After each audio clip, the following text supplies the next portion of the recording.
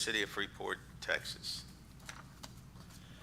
I'll read the opening statement. This meeting will be live streamed via YouTube Live and can be accessed on the City of Freeport city page at https://www.facebook.com/Freeport, Texas.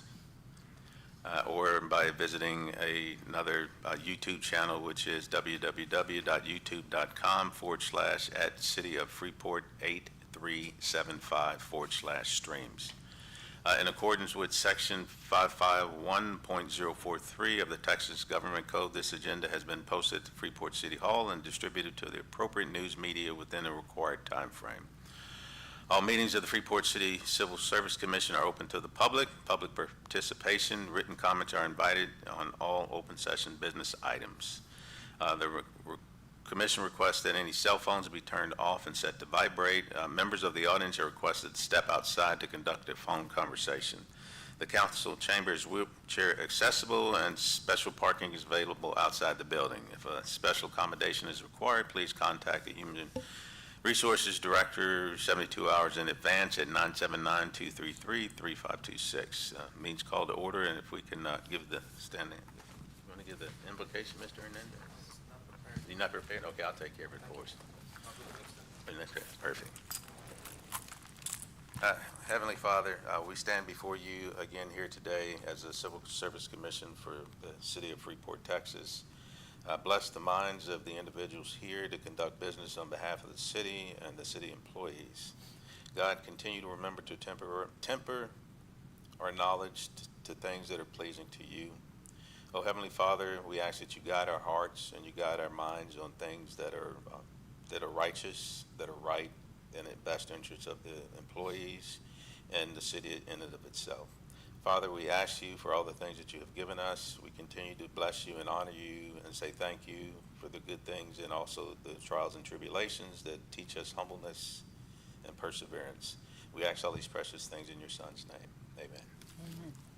If we can do the Pledge of Allegiance.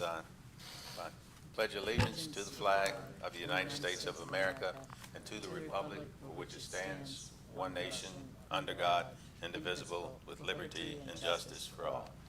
And then we honor the Texas flag. Honor the flag, the allegiance to thee, Texas, one state, under God, and indivisible. Thank you. All righty. All right, I think the first item we have on the agenda is the approval of the minutes from the last two meetings, of which were on January 6th, and the meeting minutes from the meeting on January 21. I believe the city secretary and Mr. Duncan passed those out ahead of time for us to review. And if there's no corrections, additions, or deletions, I would entertain a motion to approve, unless there needs to be discussion. I'll make a motion to approve. So, both of them, or just let's do one at a time. Okay. So I have a motion for the January 6th to be accepted as written, and I will second that motion. And having a quorum of two, I think that motion will pass by saying aye.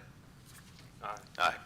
So the January 6th minutes are passed. We'll move to the January 21st. Unless there are additions, deletions, corrections, or discussion, I would entertain a motion for the January 21 minutes to be approved. No objections. Make a motion to approve. Okay. I have a motion to approve. All those in favor of that motion, which is seconded by me, would say aye. Aye. So both the January 6th and January 21 minutes are approved as written. And we'll sign those off and get them back to the city manager for the city secretary at the end of the meeting. All right, getting back onto the agenda. So we're up to item number 6, discussion regarding the availability of online Chapter 143 orientation and training resources, including the inquiry to Dr. Kelly or our attorney, city attorney, Mr. Chris Duncan, comparable to the Open Meetings Act and the Public Information Act courses that we've already taken. Do you know if there's anything out there similar to that? I did do some research. I was not able to find anything. Everything that was coming up for civil service training had to do with the federal government. Okay. Yeah.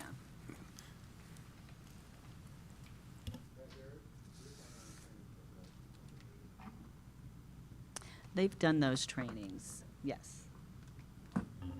We got those trainings done. I was hoping maybe they had something similar that the state of Texas might have put together for the. I checked TML, TCMA, I couldn't find any, then I just did a broad Google search as Okay. well and was unable to locate anything. All right, so that sounds like at some point there'll be a conference and to entertain that, to get that information.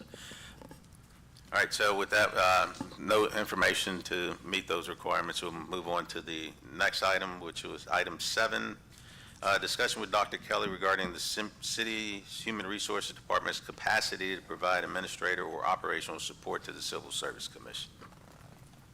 Thank you. We are down a person in the Human Resources Department, so we're already short-staffed there. I do not have the capability at this time.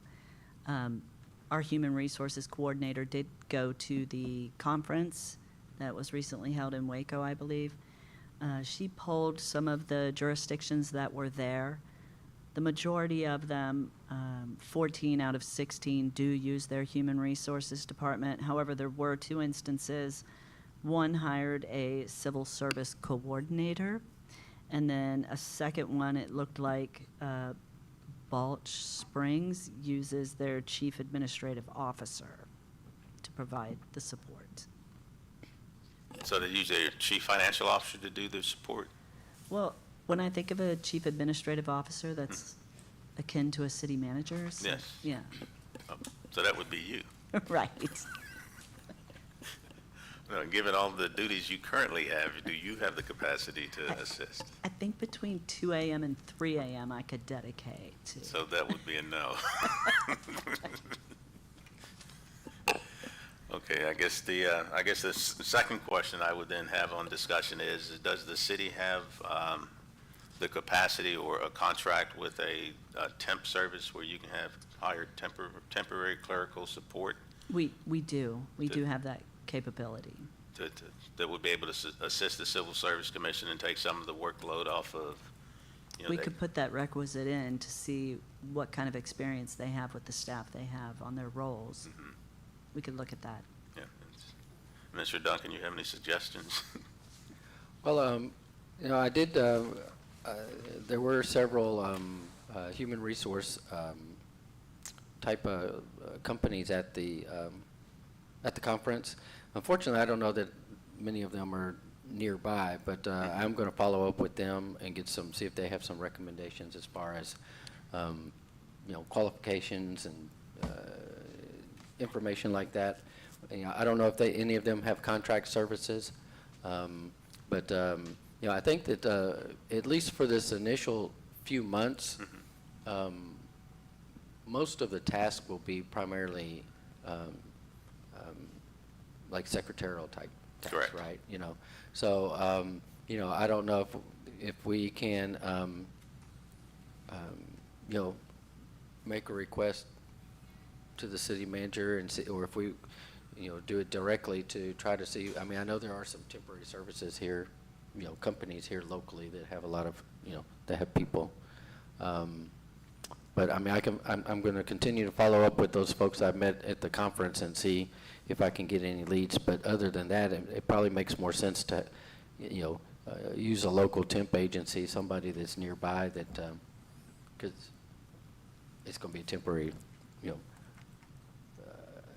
at least start out as a temporary, just because y'all need somebody right away to start doing a lot of the,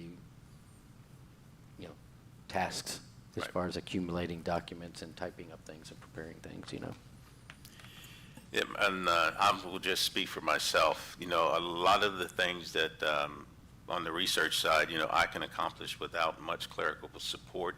Where I need the clerical support is for somebody other than me to look at the documents or the research that I pull together to make sure that A, they're grammatically correct, that the sentence structure is, correct, and that, the punctuation and all those things are in line, because as we build this document, by piece at its piece, We're Right. going to start grabbing stuff, putting it together in a document, then have somebody else, kind of review it, make sure it's on point after we agree with it, and then, as I say, make it look professional. Right, I got you. I mean, obviously, I'll be,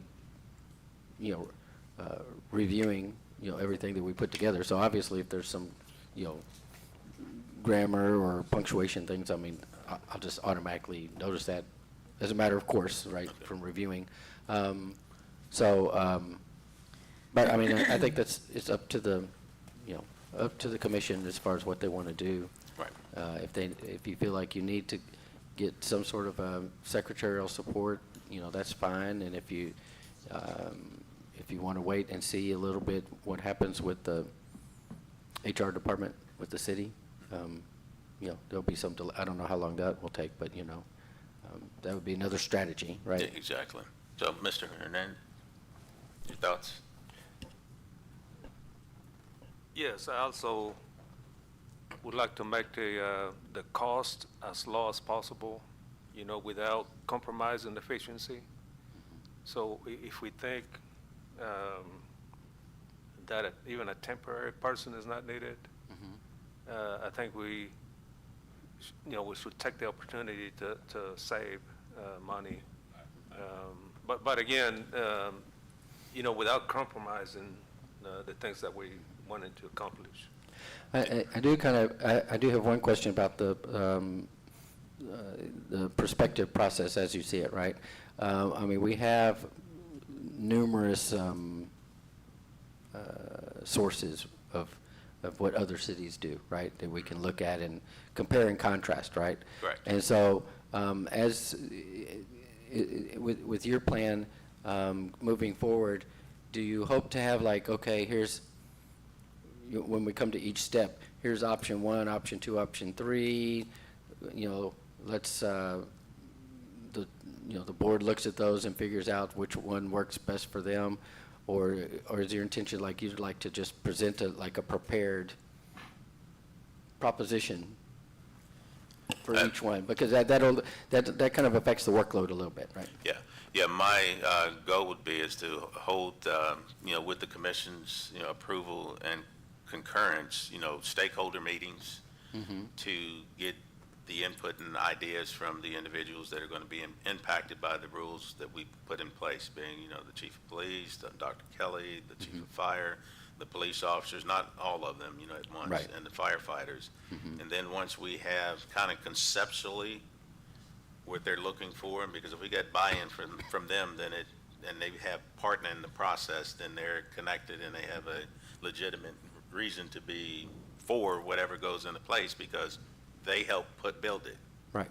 And then from there, we would go back through and then start combing all the trove of information that we have from all the agencies that have already done this and pick out, from our perspective, looking at it, cherry pick the good things that seem to be working very well and throw out the bad things that don't, and then kind of on each section that we're going through, build the template from that, then bring that before, all of us, where we will have it individually, and then have them, based on their own research, look at, the template that's in pool and say, yeah, I like that, but I don't like this. I want this added.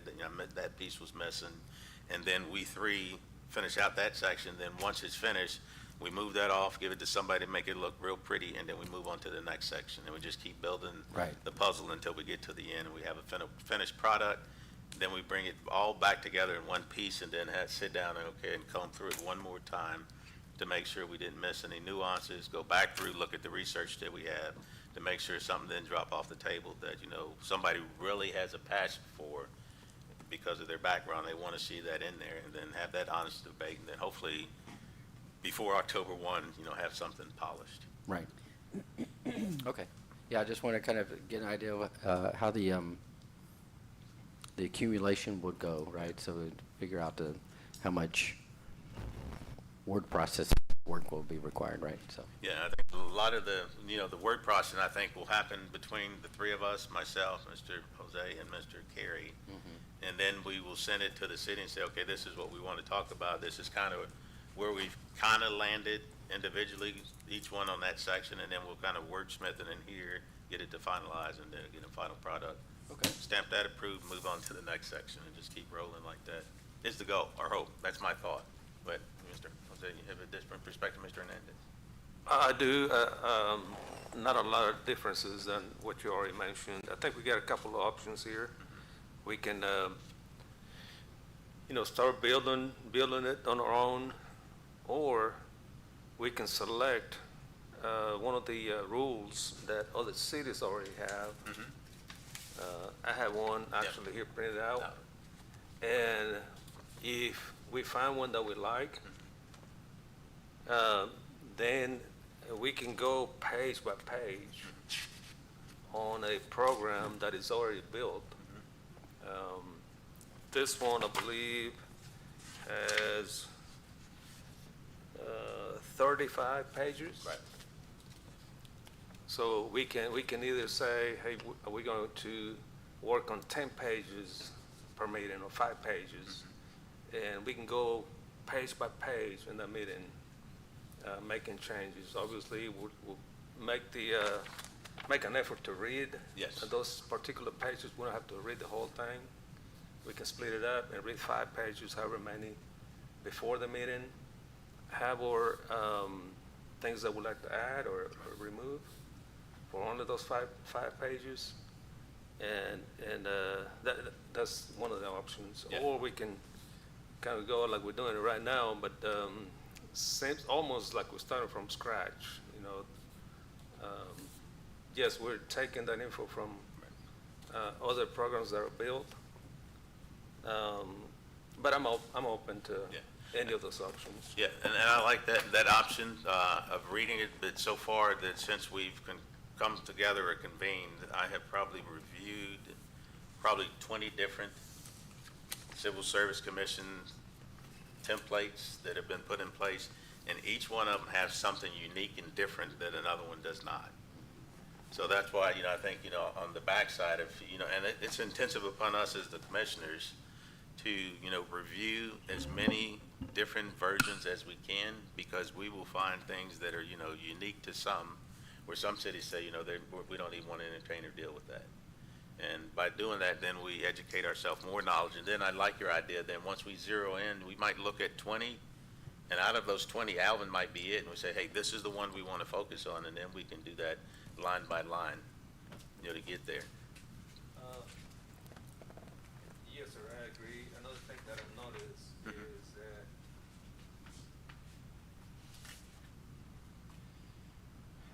regardless of how it's written, it has to comply with Chapter 143. Yes. Right? So the majority of the rules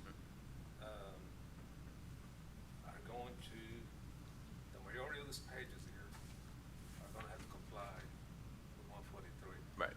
So I'm just going to make some numbers. 80% of this complies, are written to comply with 143. And then they have Individual rules, correct. Yes. Absolutely. And that's, I think, most of the things, comply with the majority of 143, but then there are those, how you say, outside rules or individual rules that the commission makes up, that some of them are, that I've seen thus far are pretty good. And I haven't brought those to the table yet because we hadn't gotten past that far. We need to establish the initial parts first, and then once we get that, I think we'll start moving a lot quicker. But we got a lot of work to do. And it's just, overwhelming the amount that it is. But, so that's, all good discussion. I like that. So I think we've got a plan moving forward. Except for, if I heard correctly, I'm thinking that we may not need a secretarial or clerical support at this point. Is I'm thinking what I'm hearing, that's your perspective. I think that's my perspective too.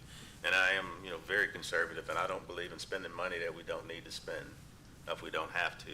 So I would think at this point we would maybe table the motion on this, the clerical support for HR until we're a little further into this, process to see if that's actually physically needed. So. I agree.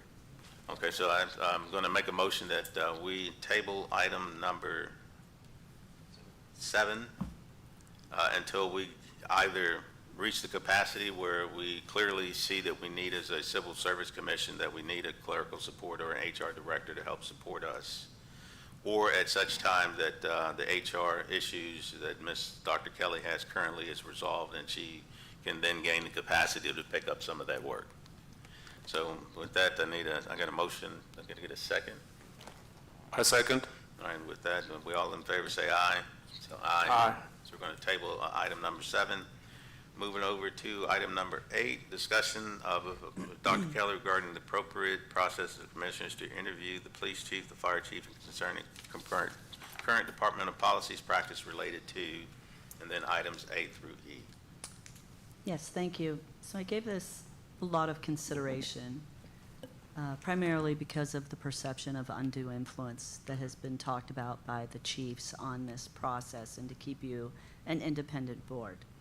So my recommendation would be to narrowly frame any type of agenda item that would involve the police and fire chief as an informational briefing instead of, I think how you had it, interviews, instead of interviews, informational briefing, to assist specifically the commission in developing rules and procedures consistent with the Texas Local Government Code, Chapter 143, to cover those items A through E. If this is something you would like to cover specifically, if you want to add anything to this list, we could get, 1 or 2 page briefs from each of the chiefs on each one of these items and include it in the public packet so that everybody's prepared to have that discussion when we do bring them in for the informational briefings. Yes, ma'am. Yes, ma'am. Mr. Hernandez, is that okay with you? I agree. Okay. That'd be Okay. perfectly fine. Yeah, informational briefing and along those areas, because we just want to make sure that whatever the expectation they have set within the organization, that we clearly understand that when we start making decisions about, okay, what age are we going to say no more? Correct. And I those kind of understand things. what you're looking for, yes. Perfect. All right, so that brings us to item number 9, discussion with Dr. Kelly regarding the potential meeting between the Civil Service Commission and the Police and Fire Department employees. Yes. This one, I'll defer to legal counsel, but my initial thoughts are, again, I would like to keep you an independent board, and since in the future these employees will come before you for adjudication potentially and to air grievances, I wonder if there's some concern with having them present an interview and talk to you openly right now. I would almost recommend, once you get closer to establishing procedures, do some type of questionnaire or surveys, and then we can tally the information and responses anonymously so that nobody is tied to a specific opinion. If it doesn't marry with your opinion and then they have to come before you, you might keep that in the back of your mind. I'm not saying that Correct. you would do anything illegal, but there's always that perception, right? So I'm just trying to keep the perception clean. That would be my recommendation. Okay, and unfortunately, I would have to disagree with that Okay. perception because, been doing this 45 years. My perspective is that if you don't have an honest and frank and valid conversation with the employees, that you will now be in charge of either promoting them or disciplining them without their perspective, with, honest, frank, face-to-face, candid, you lose that buy-in, and then you create the perception that the Civil Service Commission is just another arm of the local government, trying to, or maybe depending on your perspective on how things are going, either for them or against them.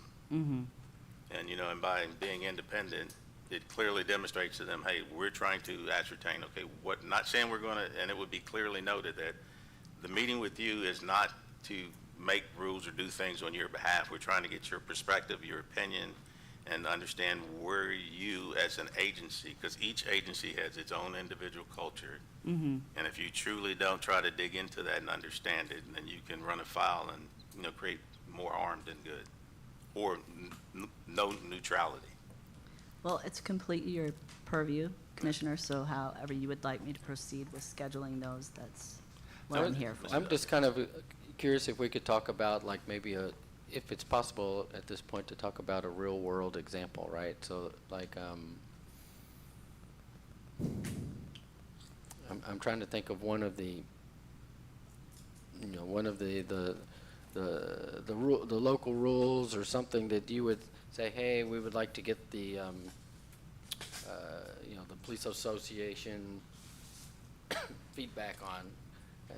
And You're drawing a blank. Well, let me get, I can I'm trying probably to think throw of a good example, right? So we can kind of flesh it out a little bit. Right? Okay, you can do, let's say we do an age restriction on what age somebody can come into the agency. Mm-hmm. Either fire side or police side, and then you have the discussion about, okay, we're going to cap it, and I'm just, hypothetical. We're going to cap it at 45 years of age. As a new recruit, you can't either be a police officer or a firefighter. Right. And that discussion, some in the House may say, yeah, because they can't physically be able to do X, Y, and Z down the road, and that might jeopardize my ability to be safe and secure in the job that I'm in, Mm-hmm. as a hypothetical. Mm-hmm.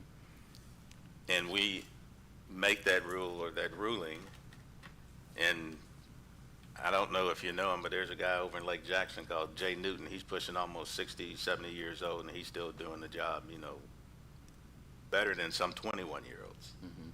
physically. Right. So, that would be one rule. Then you can take a rule where you have, how do you do your promotional processes, and how do you do the ranking structure for that? Some of it would be, you get 2 points or 1 point, for every year's service that you have.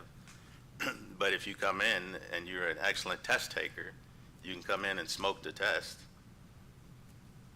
have very little points as far as, time and tenure, and then blow past everybody in the promotional process because you're a good test taker, but you're not a good people person. Mm-hmm. You don't have the ability to go out there and make good rash decisions in the heat of the battle without escalating it up, where you, instead of de-escalating, you escalate it up. So, those are the kind of nuances that, you need to get into the organization to understand clearly, where are they setting at, what is their perspective. So when you make those tough decisions as the rule makers, that you can do that. And then same thing for the fire side. The fire side is just as, sometimes a little bit more critical on the age issues because of the things and the demand and physicality that they have to do on the day-to-day. Right.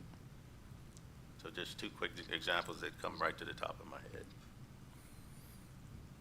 Yeah, I would think that, the other thing is, because I did hear, talking to other attorneys in civil service, and you have the, two different, when you talk about the promotion, two different concerns, right? One is, you have a small department and you have a couple of guys that have more years than everybody else, and so they're going to get all the promotion because they get the years of service added to their test, right? And then another city I talked to, they said, oh, their experience was the opposite.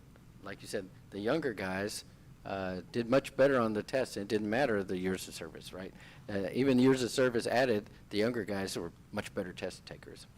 And so the result on both situations is you had a lot of unhappiness and turnover, right?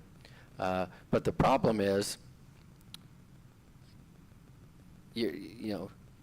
if you look at what is the department like right now, in 2 years it could be completely different, right? So you like, hey, what is the department? What would they like, or what are they thinking? What is their thinking now? And then if you implement civil service and there's a lot of turnover, well, now these rules are being applied to people that didn't have any input, right? So and so I understand the it's always they always. You see, it's very common when you're doing urban planning, when you're putting things together. It's always to get good to get buy-in from the stakeholders, right? And that's just a standard, good practice, right? But then also, y'all have the difficult position to figure out, not what system works for what we have now, but also what system works well for what we may have in a year or 5 years or 10 years, right? And you can change. I mean, things can change. You can have one set of rules now, and then you change the rules later, right? But Yeah, I don't, yeah, I understand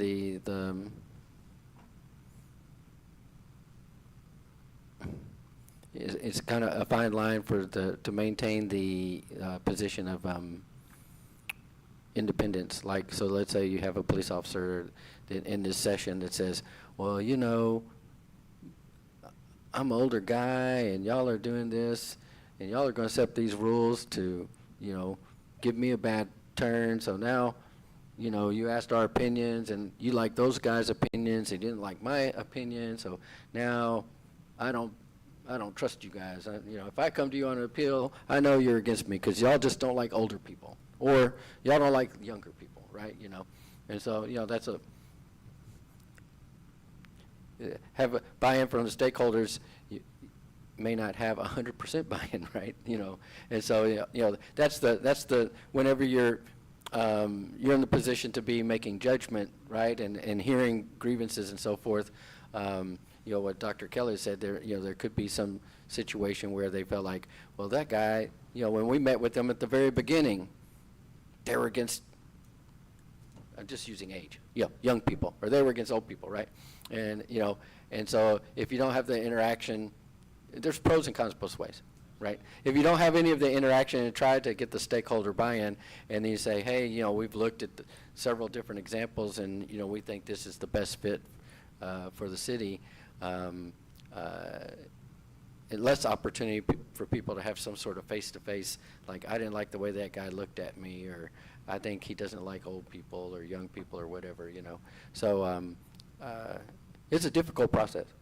It's difficult to decide what's the best way. You know, that's what lawyers do. We just look at the problems on both sides. I don't know if I can offer any solutions, right? But yeah, that's up to y'all's decision. But yeah, I can see both sides of the coin. I just have one, you know, the way I was brought up, you know, is, you know, I believe strongly, vehemently to my core that, you know, I, in a position of leadership, will never, ever be one of those that say, do as I say, not as I do.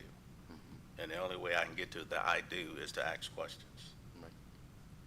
You know, to ask folks, you know, not saying, and from my perspective, it would be made very clear from the beginning, you know, this isn't a session about, you know, picking rules based on what you want.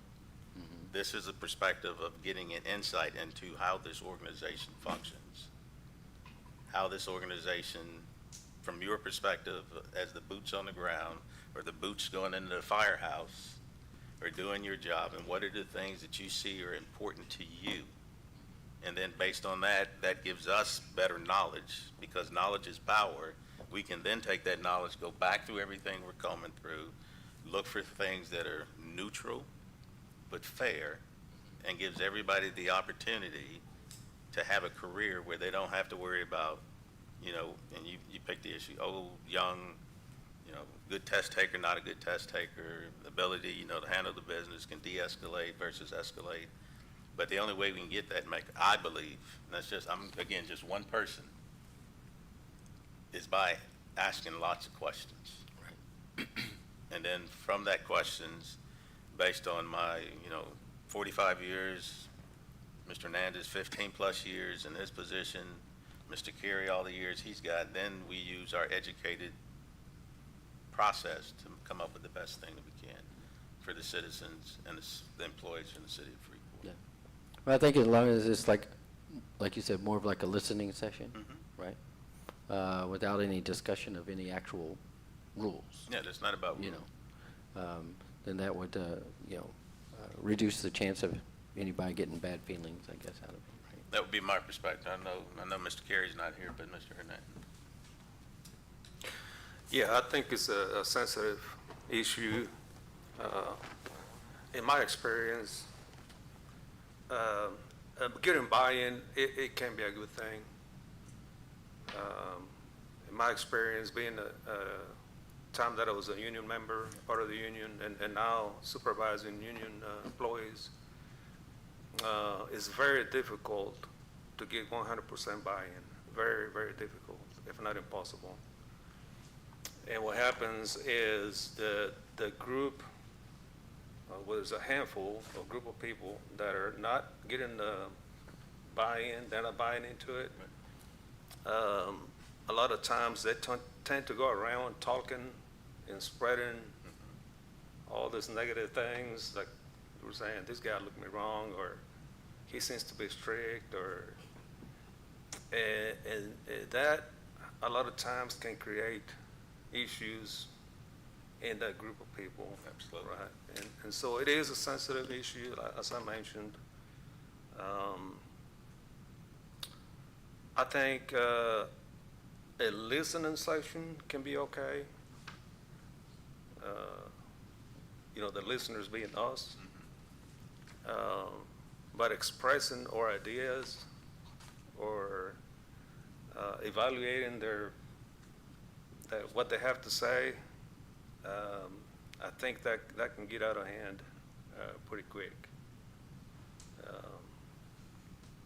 But yeah, that's my opinion.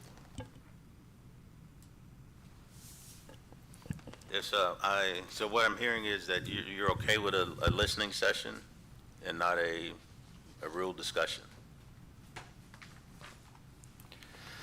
Yes, I'm actually okay with not having it at all, but if we had to have a meeting, I would prefer a listening section. How do you, I don't know how many employees we're talking about as far as fire and the police department combined. I have no idea how many they I have. don't know how we would, If you did it, you'd have 'Cause you to have do it different in shifts, sections. too. Yeah, you'd have to do it in different sections, and you'd have to do it on, excuse me, on their timetable, right, you know, right, when they, you know, either at the start of their shift, preferably at the start of their shift, not the end. right, when they're fresh. Yeah, when they're fresh. And it'd be, you know, more along the lines, and it could be informational, you know, similar to, you know, like the information that we're gathering from, you know, the fire chief and the police chief. Right, You know, just, you know, clearly structured, clearly, you know, defined, you know, perspectives on, you know, their positions and opinions. right. I think we can, you know, make contact through, you know, Dr. Kelly and the two chiefs and get an idea of, you know, the numbers and shifts and things like that, and then see if there's a way to work it into manageable Yes. size groups also, right? Yeah. Because it's going to have to be, you know, even a full shift might be too many people to get much. I mean, I don't know. Y'all have experience talking to groups like this, right? So, you know, y'all, once we get an idea of how many people we're talking about, how many shifts we're talking about, some prospective days or whatever, Yes. then we'll get feedback from y'all as far as, you know, what you think. You know, what do you think is a bite-size, you know, manageable way to go about doing it? And we may do it, you know, because all of the, you know, the prospective rules, like you had mentioned, you know, the prospective rules that y'all are putting together and accumulating, you know, over the next several months, nothing is final until it's final, right? Correct. So, you know, I don't think you necessarily say, well, we've got to have all these meetings before No, we start, right? absolutely not. So we schedule it out over several months, so then we can have, you know, at each meeting or at each certain time, you're meeting with, you know, smaller groups, so then you can get more productive input, you know, from them, and then just, you know, I think that the, either that or have some sort of, you know, the other option would be have some sort of set questions and people just answer them like, you know, like Survey Monkey or some, you know, one of those kind of, you know, things. But you can't really get the feel if you're doing a survey like that. But anyway, I mean, I think it is, you know, there is some benefit to the fact that y'all will make some effort to say, like, hey, we want to listen to what you have to say, Right, right? exactly. And that's all. Yes, I'm not sure what the format will be. Is it going to be us asking a few questions? Or is it just going to be open for, you know, for police officers or whoever's in that meeting to just talk and give us info? If we're going to have more than one group, and if we decide to ask questions, I would suggest to write the questions down, have them together, and ask the same questions Yes. to Correct, every group. right. Yeah, it Yeah, would be and structured. it would be, I think the best way, you definitely, you have to ask the same questions, right? And you have to ask the same question the same way. But, I advise maybe more open-ended questions, right? What do you recommend with regard to, promotions? Correct. What would y'all like to see with regard to, testing or, just some very General. broad questions? Very broad, And very then, general. and then allow them, after you finish your specific category questions, right? And then you open up, say, well, does anybody have anything else they want to, any other statements they want to make or questions? We're not necessarily going to answer your questions because now you're going to be getting into something, could cause problems, right? Correct. But we'll listen to your input. If there's anything we haven't covered, something y'all want to talk about, how you think the system should work or your expectation. I think that, I don't know this for a fact, but, I believe that getting into the details of how everything works and the rules, hardly anybody will know or have an idea, right? Never know. Unless they worked in a civil service system before, Right. and they've seen it, right? So I would not expect, the chiefs or the employees or officers, individual officers to really, have like very specific, like, well, when this happens and blah, blah, blah, and then what Exactly. but just, the fact that you let them know these are the things we're looking at, these are the categories of things we're looking at, and we want to get some input from you on each of those categories, right? And like you said, very important, you ask everything exactly the same thing if you're doing it in separate groups, right? So, you don't feel like one group got a better treatment than the other or something like that. Absolutely. So, Also, I think we need to make it clear that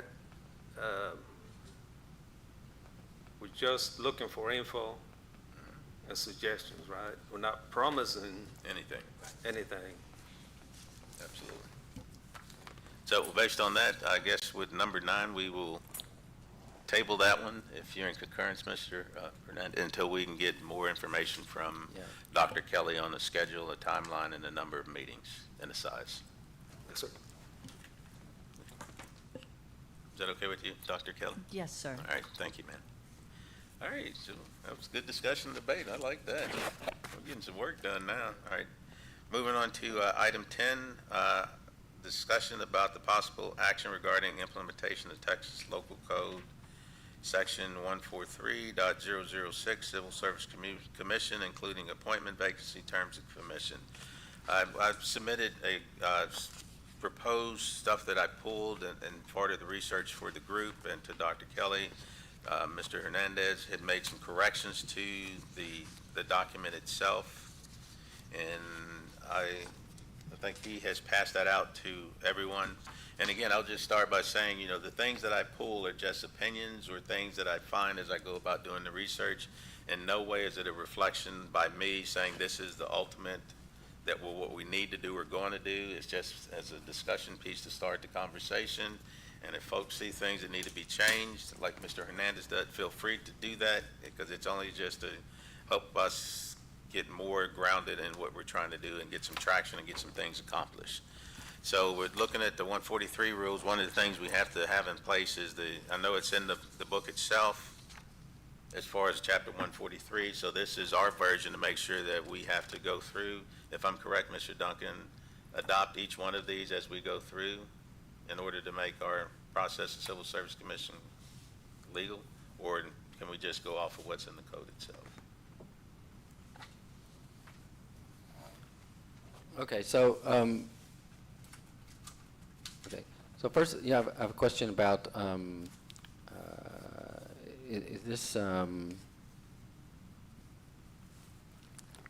is this a documents you got or samples you got from a particular book or a guide, or where did this? Yeah, these documents are coming from the chapter 143, and then looking at the 20 or so different examples that were provided by Chief Howell and Chief Motley. And I've tried to wordsmith them and pull them together for each one, for Right, each right. one of these points, to make sure that we have a clean document that we agree upon And if I understand the legal parameters correctly, we have to vote on each time we adopt a rule or something along those lines. Yeah. Well, yeah, and what, because looking through, and I'm not sure, I have to look at my email. I'm not sure if I got this in advance, but some of these don't follow the current statute, right? I don't know if there's older examples or, and so you have to, like, you know, the second page, I was looking at the, well, I think even the first page, 143.006, it doesn't seem like it matches the code, but most of these things, they're just basically restatements of the code. Is that correct, or are there changes in the code? Are there variations between the code? Now, these are taken from different documents Okay. that are based on the Chapter 143 code. And I wanted to make sure that we had something that represented each one for us based on what we agreed upon or wanted to do.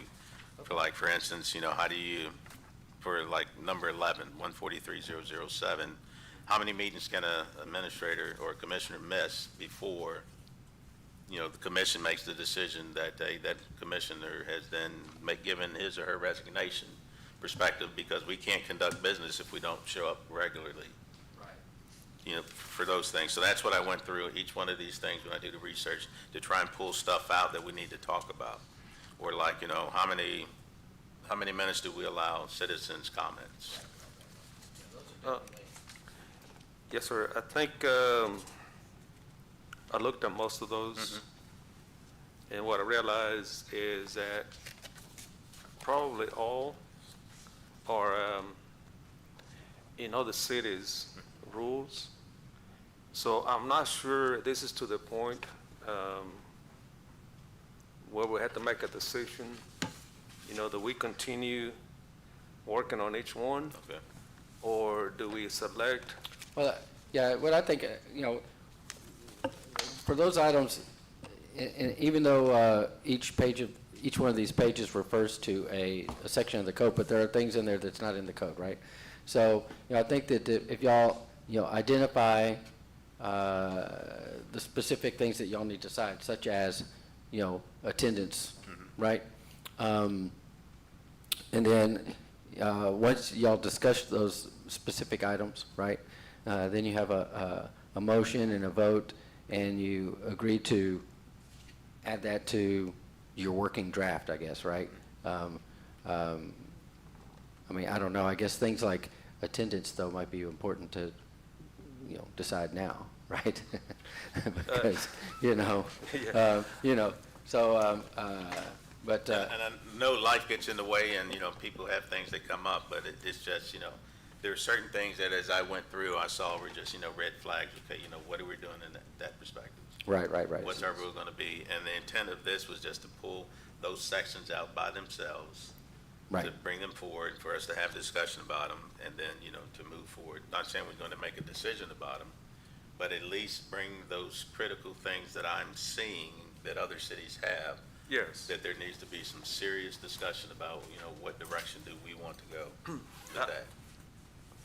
Yep, I agree, and I know I'm referring back to this Yeah. over and over, but like attendance is on here. Basically, everything that's on here is in this It's in this the book, document yeah. as well. Right. So that was, I'm repetitive, but that's what I was bringing up. If we take this document and go, again, select however many pages, and we can, you know, vote as we go and make changes. Right. Um, I think we should do it from multiple documents, not just one. Yes, sir. Yeah. Yeah, because we got like, Sir. you know, 20 different examples to go through. And I'm just trying to cherry pick the big Right, main right, improvement right. things, say, that one we need to throw on the Yes, board sir. and talk about. Okay, so, you know, making progress, I mean, I guess we can, you know, go through each one of these pages and just kind of consider, and y'all can discuss, right? Like, you know, the first page, as far as appointment vacancy and terms, are all of those all of those are decided by, are contained in the code, Code, correct? correct. There's nothing different from the code Correct. on that, okay. And then, the next page, removal of commission member. The only thing that would vary from the code on that would be, an attendance requirement, is that Yes, right? yes, Okay. the attendance So y'all can, requirement. y'all like discuss, what do you think, between the two of you, what do you think would be reasonable rules for attendance? Well, Yes, I'm sir. thinking we're gonna be doing this for the next 10-plus months, two Right. times a month. Right, And, I mean, you do the math, that's a lot of meetings. And if you're missing a lot of meetings, then that's going to be a detriment to us to be able to stay on task, and B, meet the deadline. yeah. And the problem is, if y'all are accumulating this set of rules from beginning to end, and then somebody misses a bunch of stuff in the middle, it's not final till the end, and then they're gonna bring up a bunch of stuff they should have discussed earlier, right? Correct. And Yeah. that's my point. Yeah. So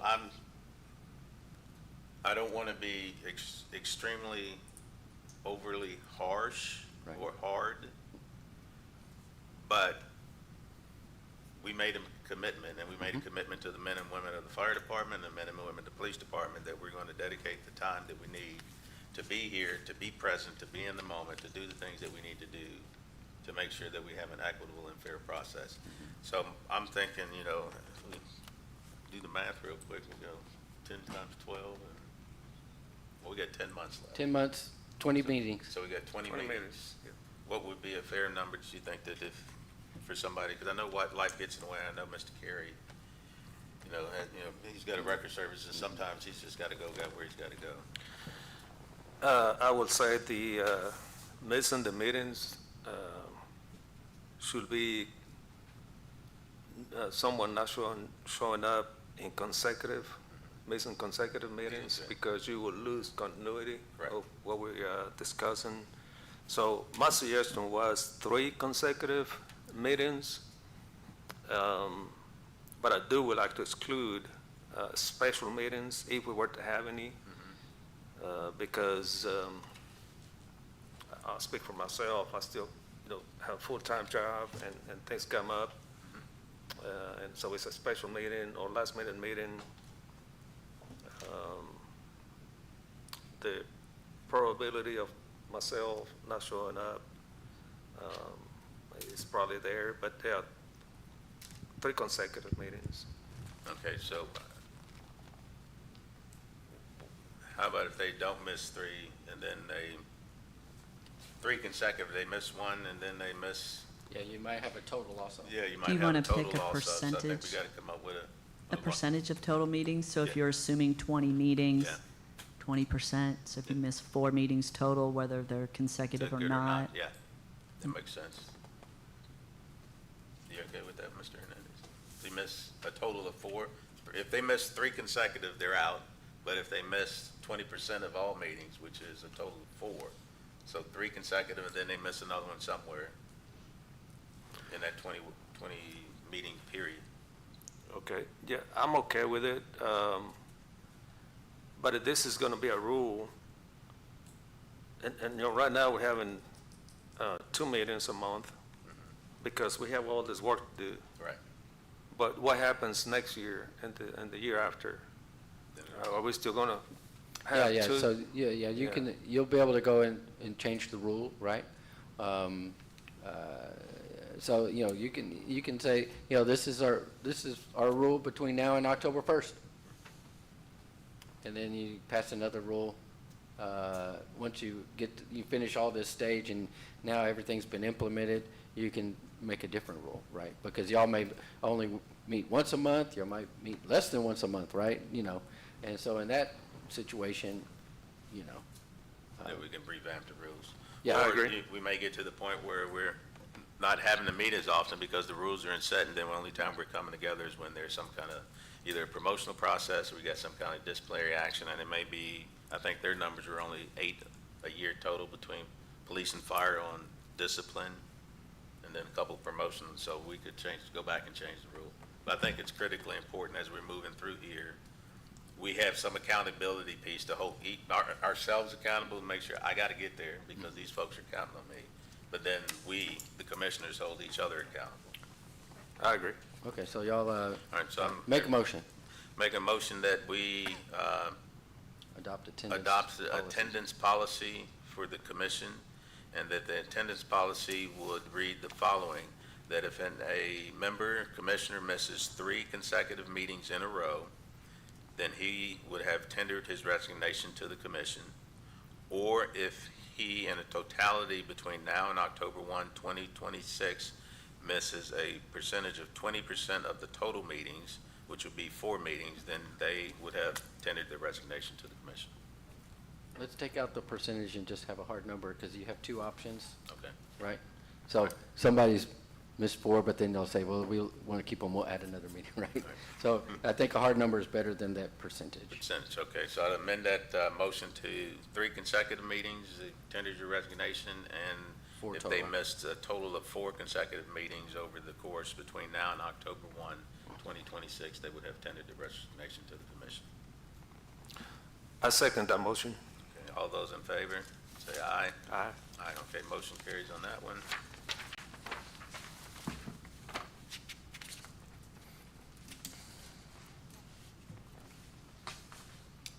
Okay, so this is a little bit different because we don't have a civil service director currently.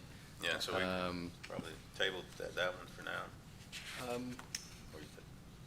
Yeah, because y'all already have an agreement that y'all are going to meet twice a month, right? So,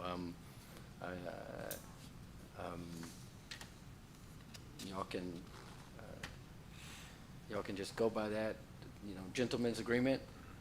Y'all can pass a rule that's going to be 2 a month, or y'all can say we're going to meet twice a month, and then if any 1 or 2 commissioners request an extra meeting, that y'all will have an extra meeting, right? So there's some sort of democratic process. Process, right.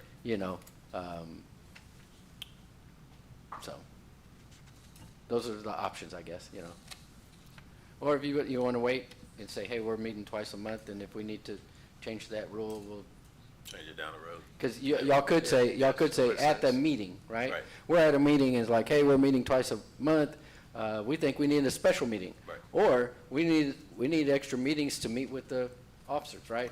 So then y'all just, at the meeting, y'all say, let's agree to set a meeting and make a motion to set a meeting at that point. I agree. Yeah, All right, that sounds agree. good. Yeah. All right, so we'll just keep the gentleman's agreement of twice a month. Right, gentlemen's agreement twice a month, right. And the next one up is to do publication of the rules. And that side of the code too, and just making sure we have a discussion about that. So we can do all that voting on these things at the back end once we, Right. okay. So that, most of these we can get through pretty easy then.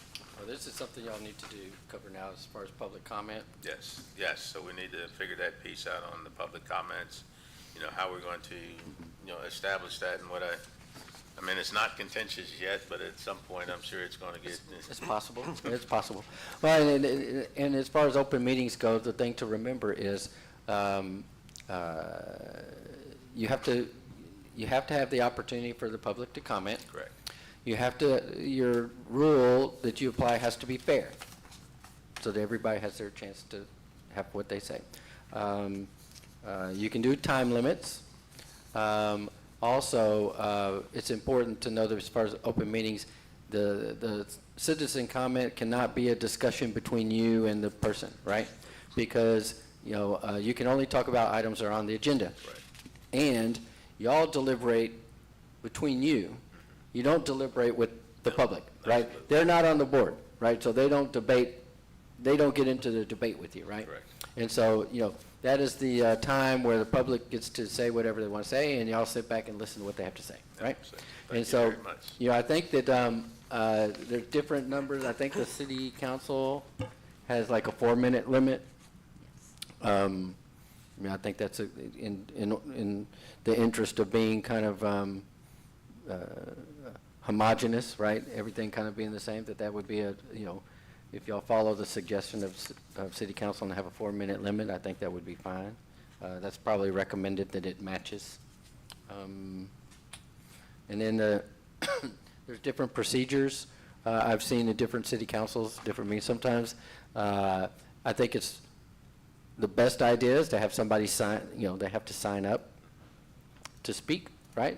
So then you'll know who it is. And just for, practical matter, so you'll know who it is, and because you're not going to remember, right? Unless you happen to know the people, right? Have them sign up, and then let them sign up. You have some sort of deadline, sign up before the meeting begins, right?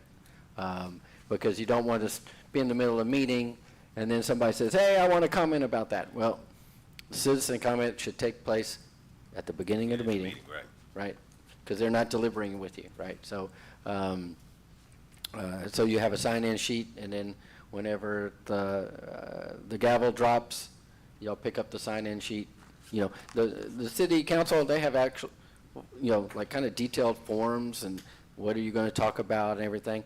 I don't know that y'all need to go to that extreme. Y'all might, it's kind of similar to the attendance, the attendance roll, whatever. You just have a sign-up sheet where people write their name and their address and maybe something about what they're going to talk about, or, but we can help put together those forms for you, or the sign-in sheet or whatever. But it's up to, that's kind of how it's done in general. Mm-hmm. Whatever y'all want to do. What's your thought, Mr. Arnett? I think signing in should be a requirement. I'm okay with just signing in and not They give an explanation, specifying right, what they you're gonna want to talk about. And on the time limit, 4 minutes to me is fair. But it should be consistent, 4 minutes for all the meetings.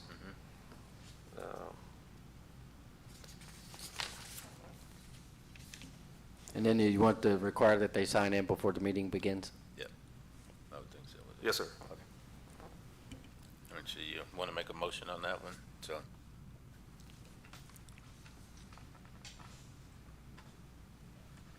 I make a motion that citizens that want to make citizens comments will need to sign in before they speak. And the time limit should be 4 minutes. and I second that motion. All those in favor of that motion, say aye. Aye. Aye, the motion's carry.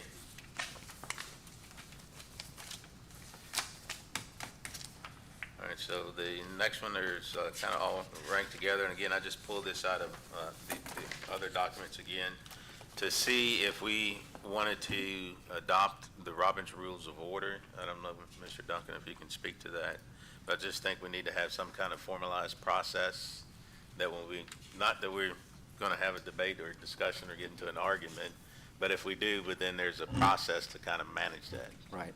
So there's two ways to go about doing it. Actually, the city council has not officially adopted, Robert's Rules of Order, right? And I'm trying to think other city councils that I work for. I don't think that any of them have actually adopted formally, right? But generally they all follow the same format, right? And Robert's Rules of Order is actually a very thick and complicated, document, right? So generally speaking, the chairperson, runs the meeting and is expected to follow certain procedure, right? So, and that's just the standard, like you have a motion, you have a second, you have a discussion, Correct. you have a vote, right? So, Till the point you get y'all somebody. can adopt the Robert's Rules of Order, right, and follow that general format.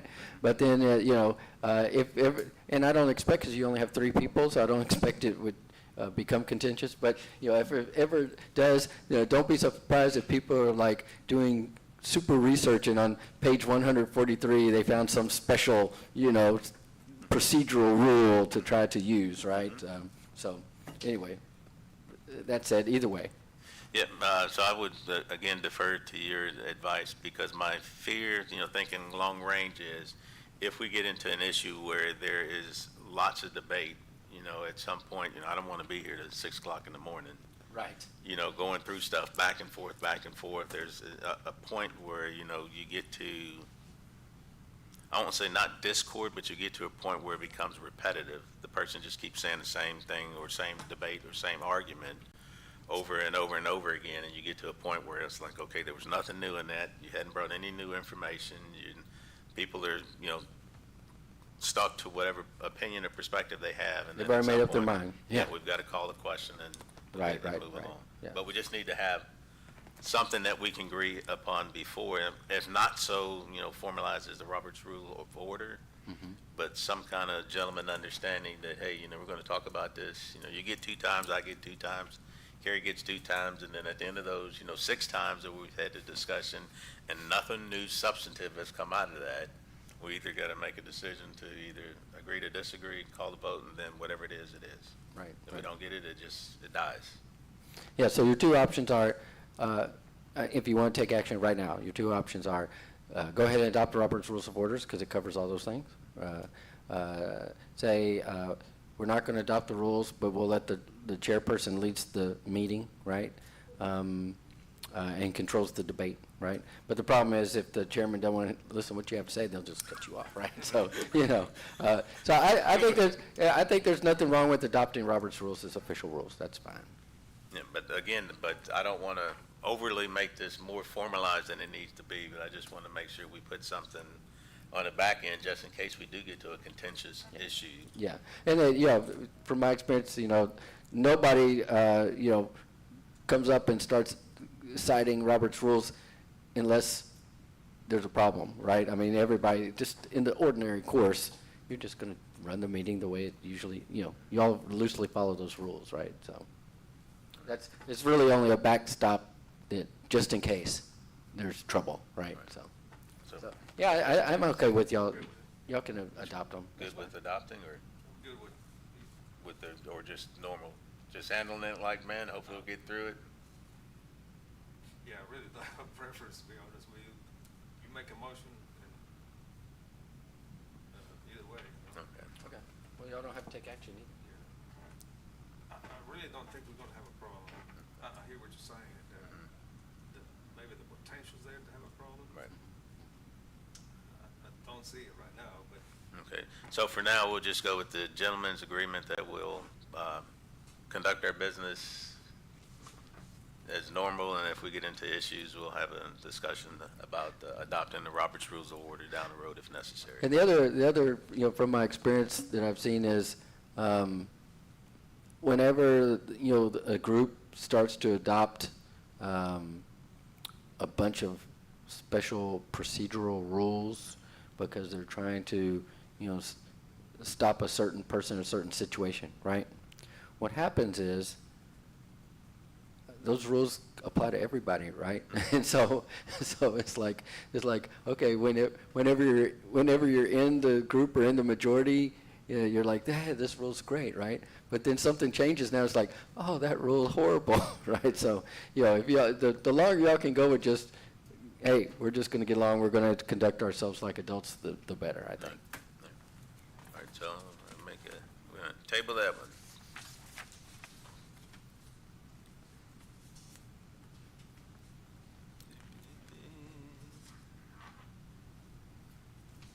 That's all with Roberts. And then we talked about the debate and discussion. That's all on the table. And then I think the final thing is we're moving down to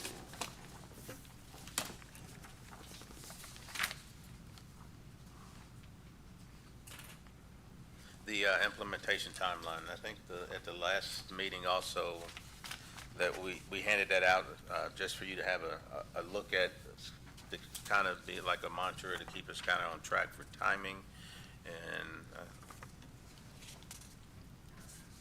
if there's any discussion on that one. Because it just basically just gave us some things, you know, by months, you know, what each month we should try to be accomplishing to just kind of keep the ball in front of us of what we should be doing. And that's just a template of, you know, things, because I think we had about 9 things we had to do. One of them really didn't apply to us because it's for bigger cities. And so I'll just entertain discussion or on that issue, or entertain a motion if we want to use that as the template or the timeline to kind of keep us on track moving the right direction. Yeah, no, I think this is a very good thing to have, so we have a visual of progress. Right. As we completing some of these items.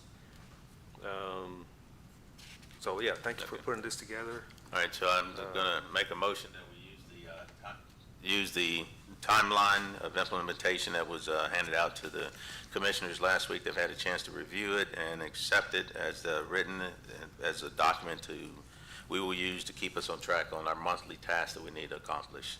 And with that, I'll see if I can get a second. I have one more question before sir. we, a second. This, again, it's very good, but Yes. it's not set in stone, right? Items No. can be added?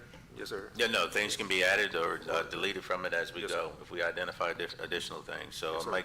I will amend the motion to say that implementation timeline is subject to change or addition or deletion by commission members, and it was as a majority vote. I second. All right, all those in favor say aye. Aye. All right, so that one's accomplished.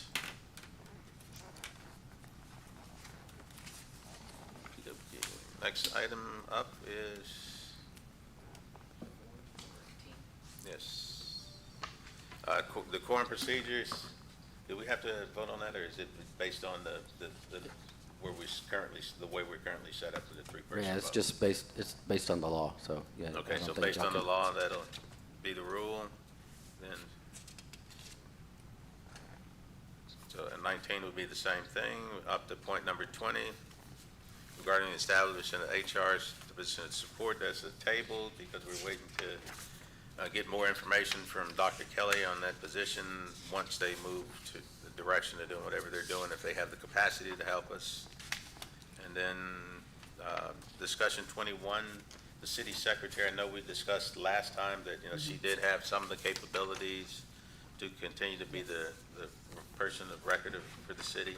Yes, yeah, because that's her official legal duty already, right? So as the secretary, people think city secretary, you think, oh, secretary, right? But it's like corporate secretary, right? And so under the law, she has the position. She's the official keeper of the records. Now, whenever you have end up hiring or appointing a director, that will actually be a little bit bifurcated, right? So the director will be in charge of records as far as like the personnel records and testing records and those functional records. But as far as the motions and the actual documents of things that y'all pass and decisions you make, that will still be the city secretary keeps those records, right? So there'll be a split between the duties, but so there's no action required for y'all on that item at this point, because under law, she's the keeper of all city records, right? Perfect.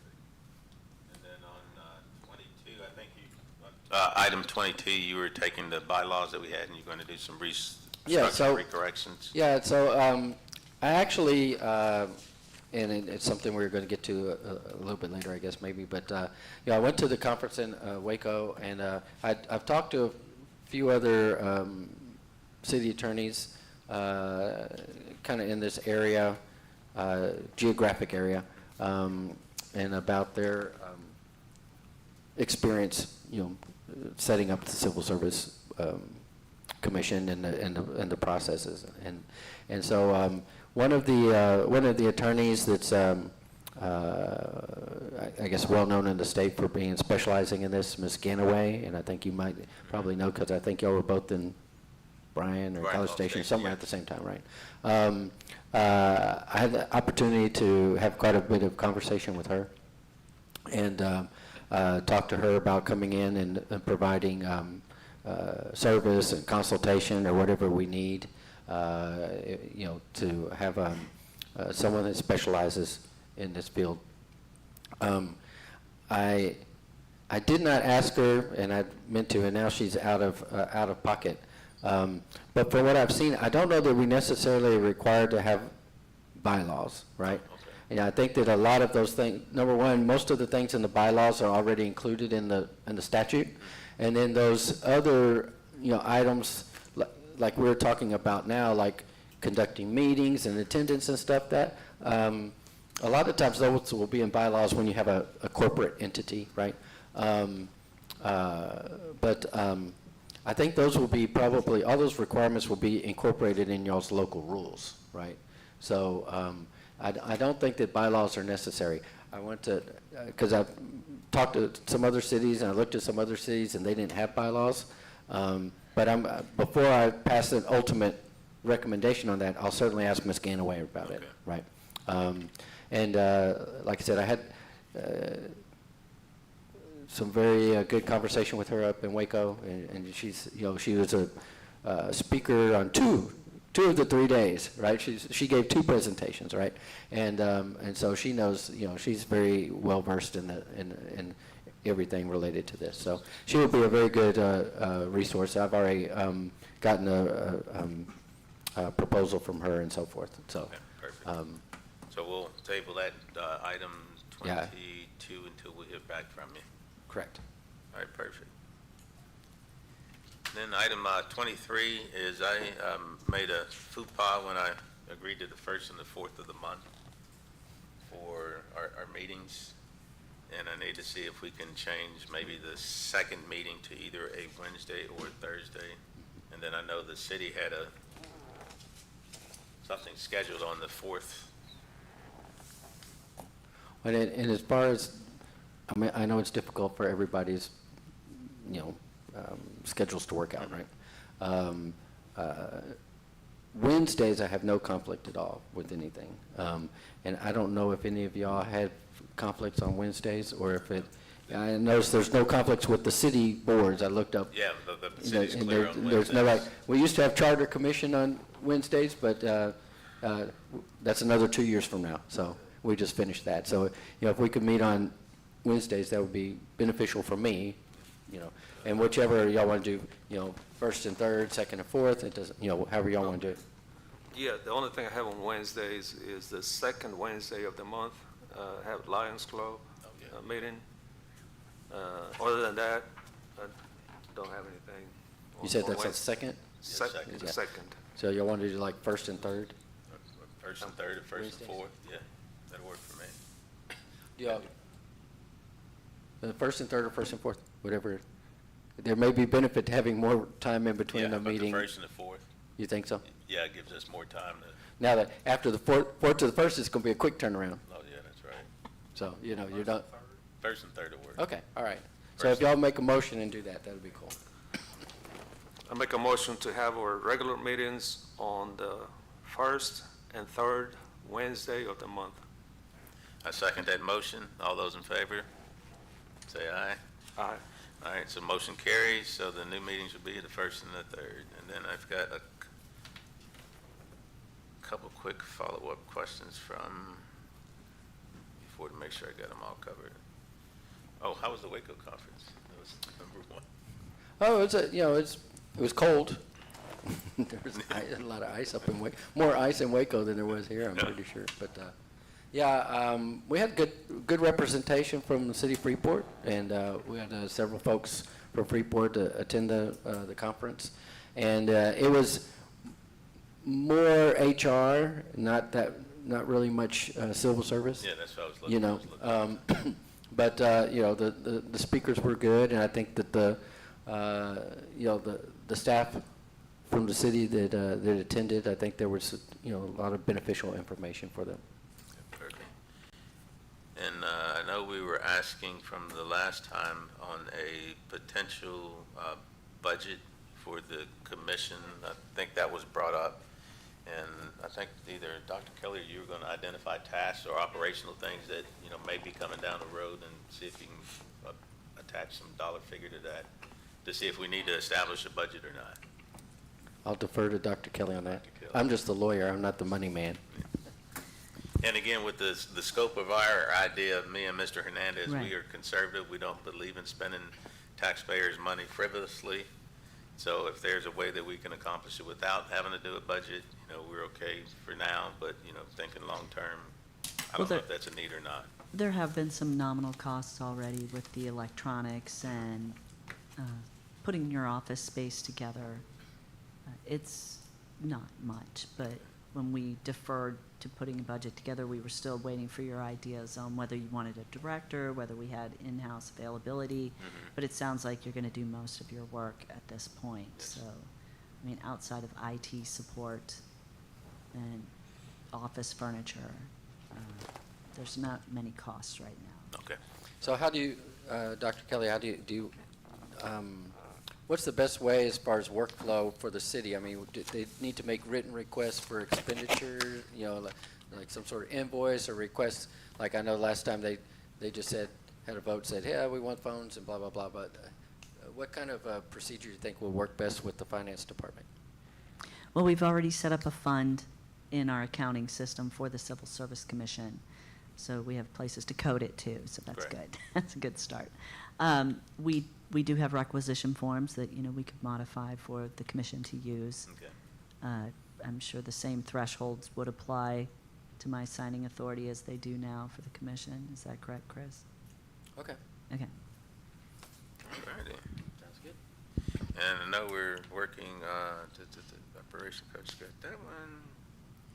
Talked about that one, custodian, the records, and I think I got anything else, Mr. Hernandez? I think we're good. All right, with that, I will make a request for a motion to dismiss. Adjourn. I'll make a motion to adjourn.